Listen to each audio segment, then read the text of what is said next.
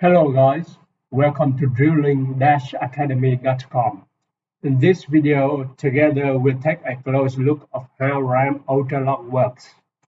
I'll use 3D animation and exploded views to explore in depth the major components inside the Shaffer RAM BOP door and the Ultra Locks.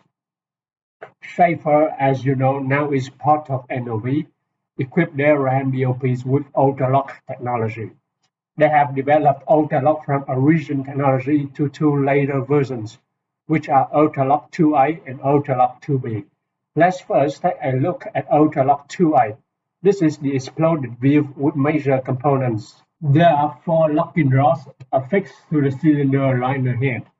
The whole assembly of operating piston, locking segment all move together, but not the locking rods.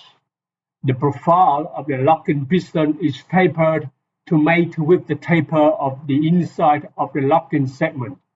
The outside profile of the locking segment is also tapered to mate with the taper section of the locking rods. So these are important features.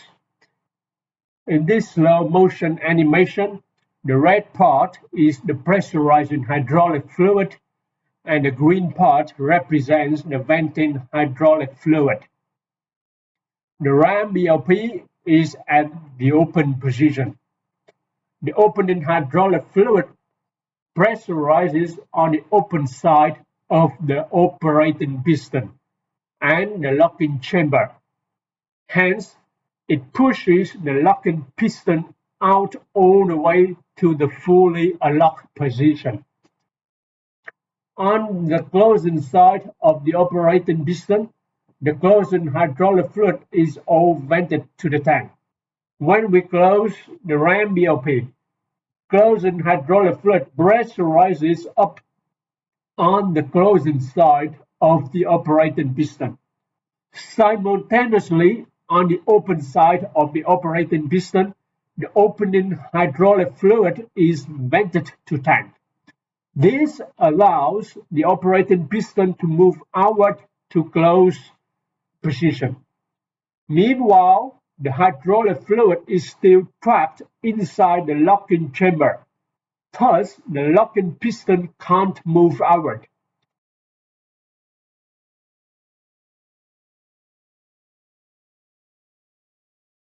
Once the ram is at the closed position, the hydraulic fluid inside the locking chamber is vented to tank via a ported line through the locking piston. With the closing hydraulic fluid still acting on the closing side of the operating piston, the locking piston now is pushed to move outward into the locking segment and pushes the locking segment outward to fully fit into the taper section of the locking rods and lock the ram in the closed position.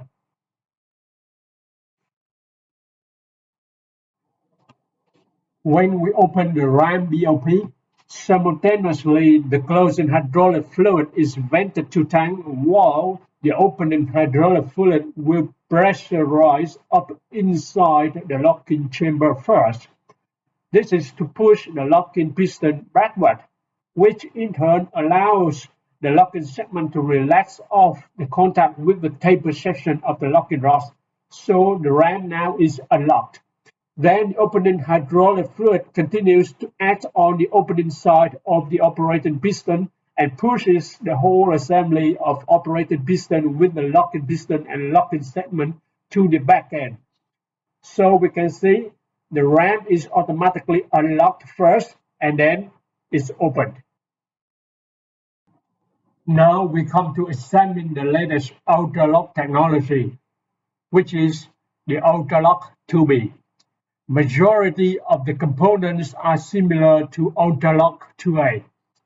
The main differences are now UltraLock 2B has a poppet valve and the locking piston is longer to provide a better coverage for the locking segment. What is the function of the poppet valve in this UltraLock 2B? This poppet valve is actually an involvement to prevent premature locking. It traps pressure inside the locking chamber to prevent the locking piston from moving prior to the ram operating piston has fully reached the closed position.